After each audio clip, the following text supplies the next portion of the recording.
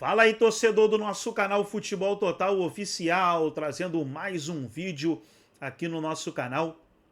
E nesse vídeo, trazendo os comentaristas aí debatendo sobre o Palmeiras. Palmeiras que vem de uma goleada, goleou Juventude por 4-1 no Allianz Parque. E agora enfrenta o Bragantino, quarta-feira, pela 28ª rodada do Campeonato Brasileiro. Trazia aí o Nicola falando sobre o Gerson que curtiu uma postagem onde um torcedor ali marcou a Leila dizendo que se poderia buscar o Gerson no aeroporto. E aí o Gerson curtiu. Então o Gerson mostra que tá cavando aí jogar no Palmeiras. E o Nicola trouxe informação. Vamos reagir aqui no nosso canal. Mas antes, quero convidar você que ainda não é inscrito, se inscreva, ativa o sininho das notificações para você não perder nada. Tudo do Palmeiras, tudo do Verdão você encontra aqui no nosso canal Futebol Total Oficial. Vamos aí para o vídeo e logo depois eu trago notícias atualizadas do Verdão. Predador.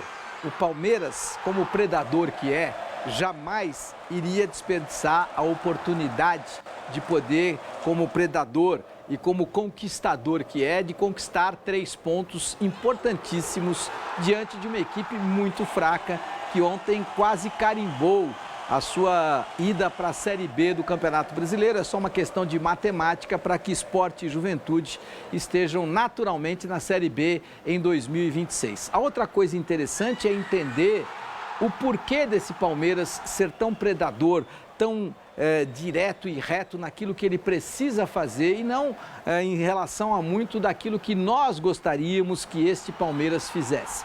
Ele tem um comando e dentro deste comando a ideia muito clara é: ninguém jamais na história do futebol brasileiro teve tanto poder quanto o Abel Ferreira tem no Palmeiras. E este poder é diretamente proporcional às suas conquistas. Em 5 anos, 10 títulos conquistados e para este ano de 2025, apesar de estar fora da Copa do Brasil, faz campanha brilhante no Campeonato Brasileiro e brilhante também na Copa Libertadores da América, onde naturalmente já está na final da Copa Libertadores, porque ninguém em sã consciência imagina que este Palmeiras não vá atropelar a LDU em 2 jogos. É isso, o meu caro Nicola? Sabe o que é o mais louco, Elia? Libertadores da América, 9 vitórias e 1 empate. Essa é a campanha do Palmeiras. Campeonato Brasileiro, 58 pontos, de longe. A melhor campanha da era Abel. O Palmeiras nunca havia chegado, depois da 26ª rodada, com uma pontuação tão grande. Uma das campanhas tinha 14 pontos a menos do que a atual. E esse Palmeiras, versão 2025, tem a 4ª melhor campanha da história do brasileiro por pontos corridos, só atrás do Flamengo, do Jorge Jesus, do Atlético Mineiro e do Cruzeiro, que foram campeões. Enfim, a temporada, a performance é muito boa. Só que de nada vai valer se no final da temporada não chegarem os títulos da Libertadores ou do Brasileiro ou de ambos. É porque o futebol exige esse tipo de comportamento. Investiu-se demais, 703 milhões em reforços, a folha salarial ultrapassou os 35 milhões de reais e o Palmeiras tem correspondido, mas a sequência agora é absolutamente decisiva. Red Bull Bragantino em casa, Flamengo fora, LDU fora, Cruzeiro em casa e a LDU em casa. Nessa sequência, você tem 2 adversários diretos na luta pelo título do Campeonato Brasileiro e jogos de ida e volta da Libertadores, onde eu concordo com você, o Palmeiras é franco favorito. Mas há necessidade de confirmar em campo e essa série decisiva, ela chega no melhor momento da temporada. Mesmo sem Flaco e Vitor Roque, o Palmeiras deitou e rolou contra o frágil Juventude, time de pior defesa do Campeonato Brasileiro.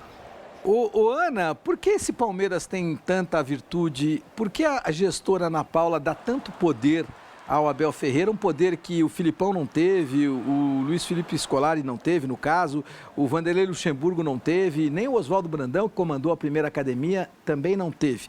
Por que este Palmeiras dá tanto poder a Abel Ferreira? Porque ele tem um conjunto de lideranças. Ele tem a liderança técnica, que é importante a gente estar falando, é um profissional que conhece, que tem uma comissão técnica que é conhecedora, que sabe trabalhar, então ele tem a liderança técnica, a liderança tática, ele tem profissionais dentro do grupo que faz a gestão de pessoas, que esse é um ponto muito importante. E, mais do que isso, ele faz gestão estratégica das competições das quais ele participa. Ele fez uma preparação, a gente vale lembrar aqui, do que foi o início do Campeonato Paulista, em que ele foi derrotado, mas ele tinha um projeto maior, que era o Mundial de Clubes. foi até uma etapa, eu entendi que poderia até ter chegado um pouco mais, mas não foi possível. Ele tinha estrategicamente um pensamento do que seria o Campeonato Brasileiro e está mostrando agora do que ele poderia perder, em que momento perder e qual era o momento que ele tinha que arrancar. Porque, vamos colocar aí, Flamengo e Palmeiras, o Abel sabe o momento em que precisa pontuar. Ele não tem perdido as oportunidades desses confrontos com as equipes na ponta da tabela invertida, na zona de rebaixamento. Ele tem ido lá, tem batido e tem conquistado os 3 pontos. O que, lamentavelmente, o Flamengo, por sua vez, não está conseguindo nesse momento. E isso fortalece não só pelo título, porque ele é um homem de resultado, estou falando de estratégia e meta, mas também o fortalece para a Copa Libertadores, como já foi dito por vocês dois, ele vai chegar à final, vamos ver se ele vai conquistar esse título. Então eu gosto muito da liderança que ele tem, não só de planejamento estratégico, técnica e de pessoas. É raro você encontrar isso hoje em dia. É muito talentoso. Todas essas 3 vertentes que você coloca são muito complicadas para que você, num só ser humano, consiga aliar todas as virtudes para que as 3 vertentes sejam muito bem amparadas e muito bem qualificadas. E esse, especificamente, é o caso do Abel, que já fala para você. Antes disso, visão tática aqui no Tempo Técnico.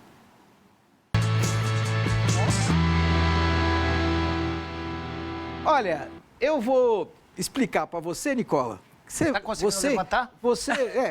Claro que o cara que opera a hérnia na última terça-feira, em tese, tem uma certa limitação. Mas eu sou herói da resistência, né? Então, vou te mostrar. Vou te mostrar. Olha só que coisa interessante. Muita gente, e até eu estranhei quando os comentaristas viram que o Bruno Fux ia entrar, muitos colocaram, comentaristas, analistas, homens, mulheres, qualificados ou não, mas dentro daquela ideia de que cada um tem a sua opinião, muitos colocaram o Bruno Fux como o segundo volante ou como o primeiro volante, algo que verdadeiramente eu tinha convicção que não iria acontecer, e depois o campo de jogo mostrou.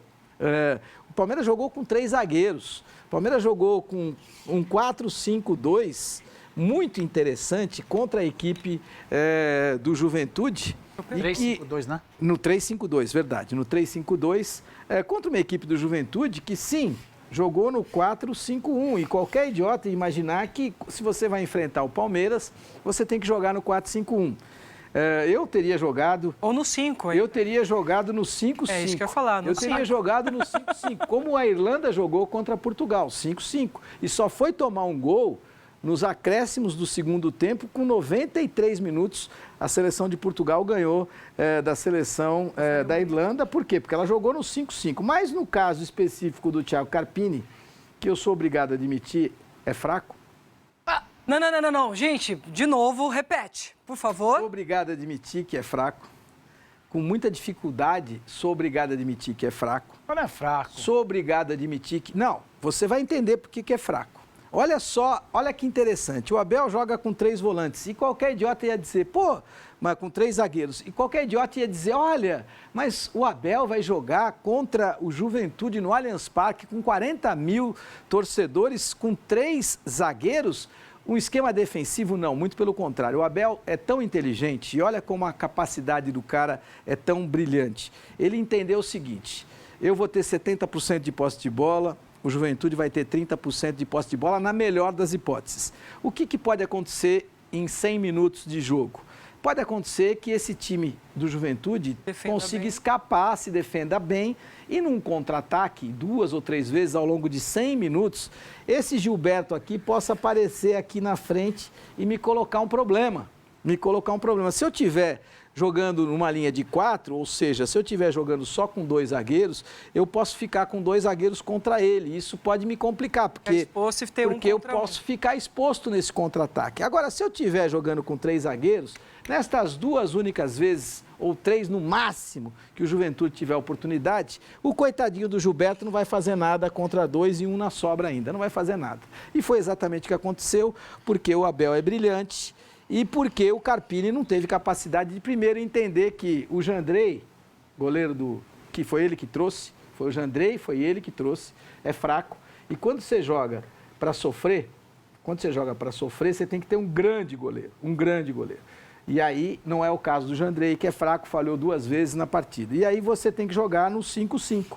E você não pode jogar com o Gilberto sozinho. Por quê? Porque o Gilberto sozinho não vai fazer absolutamente nada. Não vai marcar a saída de bola, não vai ter essa bola, não vai conseguir chegar, e principalmente quando eu tenho 3 zagueiros para marcá-lo. Então, você tem que jogar no 5-5 e tem que ter 2 jogadores aqui muito rápidos. E o Gilberto não é esse jogador. O Talhari é esse jogador e ele poderia ter um outro do outro lado, garoto também com qualidade, para tentar dar essa 1 ou 2 estocadas únicas que talvez a equipe do Juventude tivesse chance. E ele não teve essa capacidade de fazer isso e por isso acabou sendo goleado. Goleiro fraco, escolha dele. Modelo fraco, escolha dele.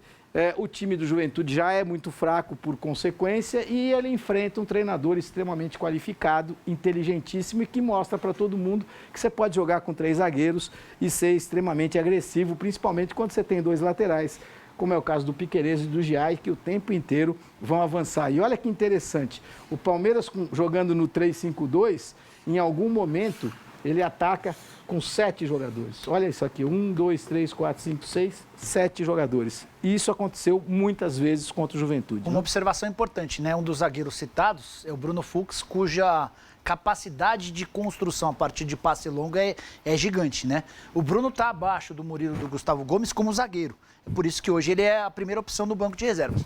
Mas com a bola nos pés, ele é muito melhor do que os melhor outros. que os dois. Muito ele melhor. tem o passe vertical, ele tem o passe longo. E isso é importante, especialmente no momento de construção de jogada. A gente tem valorizado cada vez mais o zagueiro que sabe jogar com a bola nos pés e o volante que não sabe jogar com a bola nos pés. Esse cara já perdeu espaço, né? O Brucutu acabou, né? Não, sim, mas acho que o Fux tem ainda espaço para melhorar a técnica dele, para avançar na questão da marcação e de roubagem de bola sem falta. Ele ainda rouba a bola com muita falta, com muita infração. Já foi falado por vocês a questão da qualidade do passe.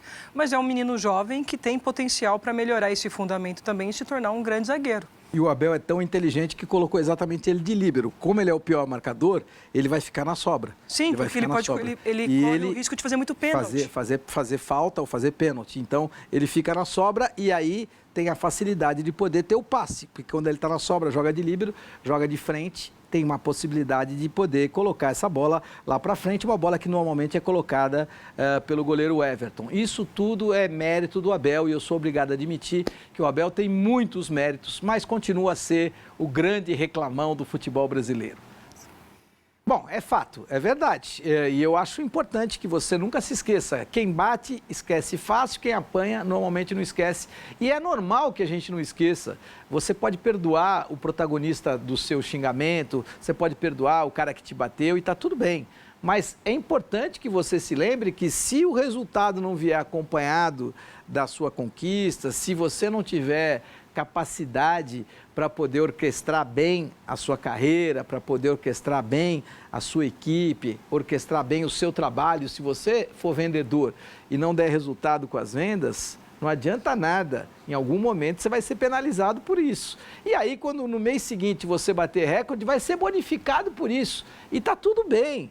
Não tem nada de errado, tem que ser bonificado quando bater recorde e tem que ser criticado quando for mal. É a vida. A gente não vai escapar da crítica quando não está bem e do elogio, que eu sou assim muito tranquilo em relação a isso. E acho que o Abel tem um pouco de pé atrás em relação ao elogio, coisa que eu não tenho. Eu acho que é legal você receber elogio, não faz nenhum mal você receber elogio. O que você não pode é dormir em berço esplêndido. Porque a zona de conforto ela é tão gostosa, é tão confortável que ela te relaxa demais. E relaxados somos difíceis de dar resultado. É por aí, Jorge. Mas tudo que o Abel tem de competente, ele é muito competente, ele tem de chato.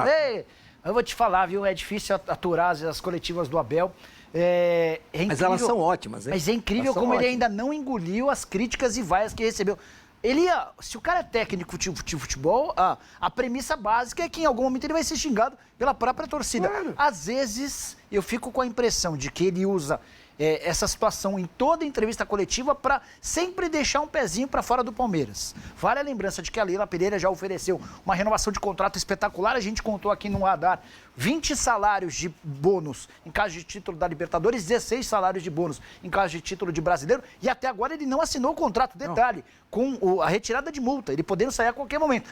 Então, assim, sabe aquela coisa de ficar com a pulga atrás da orelha? Será que ele não joga toda hora esse discurso para eventualmente preparar o terreno? Tô com um pé aqui, mas outro pé aqui. É porque não tem multa, né? Não tem multa. Então, o fato, claro e óbvio que se o Abel recebe uma proposta do Tottenham, se o Abel recebe uma proposta do Manchester United, eu não tenho dúvida. Ele pensaria numa proposta do Benfica, ele pensaria numa proposta, talvez... Burnley? Do Burnley, ele não, do West Ham, do Burnley, não vai. Do West Ham ele vai. Não vai. Do Burnley, do West Ham, não, ele vai pro time do Valência, Bruno ele vai? Guimarães. Não, do Valência ele não Newcastle. passa na porta. Newcastle ele vai. Pro Newcastle ele vai porque o orçamento do Newcastle é impressionante. Então, você tem um orçamento de um time comandado por árabes que são bilionários, e aí você sabe muito bem que, bem gerido, esse orçamento pode dar muito mais resultado. E se ele coloca o Newcastle entre as 4 primeiras colocações, ele também muda de patamar em relação ao trabalho dele. Deixa eu aproveitar e colocar para você na tela o que o Abel Ferreira tem como retrospecto nessas últimas 26 rodadas. Pontuação do Palmeiras, 43 pontos em 26 rodadas em 21, ele era o terceiro colocado, tinha 54 pontos quando foi campeão em 2022, 44 pontos quando foi campeão em 2023, 50 pontos quando foi segundo colocado em 2024 e olha agora que impressionantes, 58 pontos, 3 a mais do que o time do Flamengo quando é o primeiro colocado. Palmeiras já é campeão, Ana Paula? Não podemos afirmar ainda porque tem muitos jogos pela frente. Se tropeçar, ele pode correr risco sim. Mas hoje podemos dizer que favorita ao título, até para quem gosta dos números, os matemáticos. 70% os 70% mas esse 70% ele muda. Muito volátil. É muito ele depende uma muito da derrota rodada, já vai para 40. É muito volátil. Depende da Eu não acredito situação. nessa matemática. Mas o que eu acredito muito, e quero até te ouvir, o que eu acredito muito é o Abel é um treinador muito melhor do que o Felipe Luiz, que eu já disse aqui que é muito despreparado para ser o treinador do Flamengo. Ele é um treinador de grande potencial, que poderia ser excepcional comandando o Juventude, comandando Vitória, comandando o Cuiabá, mas ele é desproporcional em termos de tamanho para comandar a equipe que tem o maior orçamento do futebol sul-americano e o maior elenco do futebol sul-americano. Ele não construiu a carreira para ser técnico do Flamengo. E por mais que você goste de defender, porque você em cima do muro, você gosta de defender o Felipe Luiz, ele não tem tamanho para ser técnico do Flamengo. Tem sim, e o tempo tem mostrado. Mas a gente vai falar do Felipe Luiz daqui a pouquinho, inclusive com informação sobre o salário. Deixa eu falar sobre a tela. Elia, 4 pontos de vantagem em relação à melhor campanha do Palmeiras até então. Isso para mim reflete muito o que eu imagino que vai ser uma frequente daqui para frente com o Palmeiras, Flamengo e eventualmente o Cruzeiro fazendo das pontuações do Campeonato Brasileiro algo que a gente não está acostumado, Elia. A gente já teve, por exemplo, na Inglaterra, vice-campeão com mais de 90 pontos. No Brasil, 76, 78, 80 pontos, meio que garantem o título, né? Eu imagino que isso vai mudar. Eu imagino que por conta dessa capacidade de investimento de Palmeiras e Flamengo, e pelo fato de serem bons, isso vai fazer com que essa pontuação pro campeão ela seja cada vez maior.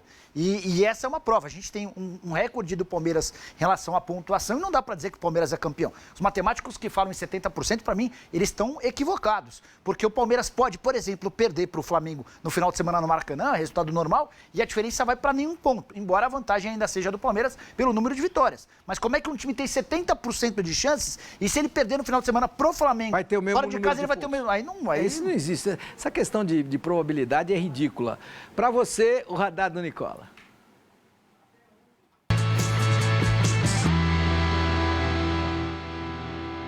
Conversei outro dia com dirigentes do Palmeiras e com o representante do Gerson, o Júnior Mendonça, sobre a possibilidade de o Gerson virar reforço do Palmeiras. E ambos asseguraram que não tem nenhuma negociação, mas Gerson tem dado cavada. Sabe aquela história de mandar olhinho, de querer dizer que está sendo observado?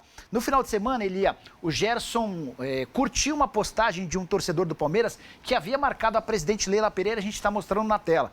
Nessa postagem, o torcedor diz: ó, Leila, se você contratar o Gerson, eu vou buscá-lo no aeroporto. E o Gerson fez questão de dar uma curtida. O Gerson está muito infeliz na Rússia e a gente tem contado sobre essa situação já há algum tempo. O pessoal do Zenit entende ele como um cara sem intensidade e com pouca velocidade. São 11 partidas seguidas de ausência do Gerson. Ele vinha se recuperando de uma lesão muscular e, enfim, está à disposição. Estou muito curioso para saber se ele vai ser utilizado no domingo. Mas é líquido e certo que se pintar uma proposta razoável, o Gerson deve ser negociado no fim do ano. A a pedida inicial do Zenit é de 25 milhões de euros e aqui vem o pulo do gato. Pode ser que o Palmeiras tenha alguma possibilidade de contratá-lo. Por esses 25 milhões de euros não sai negócio, não há a menor chance de o Palmeiras gastar tudo isso. Mas, eventualmente, colocando algum jogador na parada, como, por exemplo, o Corinthians fez em relação ao Yuri Alberto. Você lembra que o Corinthians não gastou nada e mandou 4 atletas para o Zenit. Um dos jogadores que pertence ao Palmeiras e interessam ao Zenit é o Riquelme Felipe. A partir daí, com uma compensação financeira, manda o Riquelme Felipe, que coloca mais um dinheiro 5 milhões de euros para trazer o Gerson. A partir daí pode pintar alguma negociação. E foi o Zenit quem sinalizou para empresários que essa possibilidade de troca é uma alternativa. Repito, hoje não dá para dizer que existe uma negociação, mas com o Gerson cavando e com o Zenit sinalizando que aceita uma composição com atletas, eu não descarto esse negócio para o próximo ano. Então tá aí, pessoal, foi o vídeo onde os comentaristas debateram sobre o Palmeiras, a possível chegada aí do Gerson no Verdão, não seria para esse ano, seria para o ano de 2026. Vamos ver aí como é que vai ficar essa situação. Agora, para agregar no vídeo e deixar você 100% atualizado, deixa eu trazer aqui notícias do Verdão, onde tivemos aí o Sousa treinando com o grupo, né? Tá na matéria aí, o Palmeiras se reapresenta e Sousa faz parte do treino com o grupo. Então o Sousa treinou normalmente e deve ter condições de jogar na quarta-feira. Quem treinou também foi o Kelvin, mas o Kelvin deve permanecer no banco, voltando no caso, né? Porque o Giai jogou bem e o Kelvin não vai estar 100% para quarta-feira. Mais uma matéria aí do Verdão, o treinador da Argentina elogia Flaco Lopes do Palmeiras. Não digo que nos surpreendeu. Técnico da Argentina aí elogiando o atacante do Verdão que ganhou a titularidade nas últimas partidas. Gostou do vídeo? Deixa o like, se inscreva no canal, ativa o sininho das notificações. Forte abraço a todos e até o nosso próximo vídeo aqui no nosso canal Futebol Total Oficial.